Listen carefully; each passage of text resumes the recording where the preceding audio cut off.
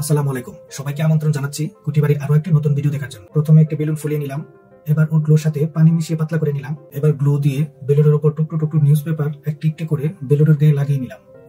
এভাবে news paper দিয়ে 3টি লেয়ার দিয়ে নিলাম। এবার রোদে শুকানোর পর বেলুনটাকে ফাটিয়ে নিয়ে নিচের দিকে চাপ দিয়ে একটু শেপ নিয়ে নিচ্ছি যাতে বসাতে সুবিধা হয়।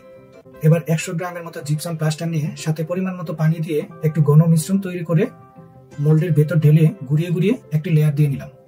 2 ঘন্টা পরে প্রথম লেয়ারের মতো আবার একটি লেয়ার দিয়ে নিলাম। এভাবে 3 থেকে 4টি লেয়ার দিতে হবে। এবার পানির মধ্যে চুবিয়ে পেপারগুলো খুলে নিয়ে স্যান্ড পেপার দিয়ে ঘষে ঘষে একটু মসৃণ করে নিব।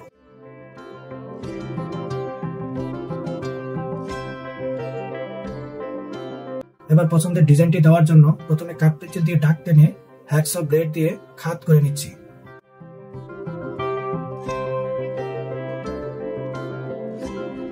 এবার স্যান্ড পেপার দিয়ে দাগগুলো ডিপ করে নিব।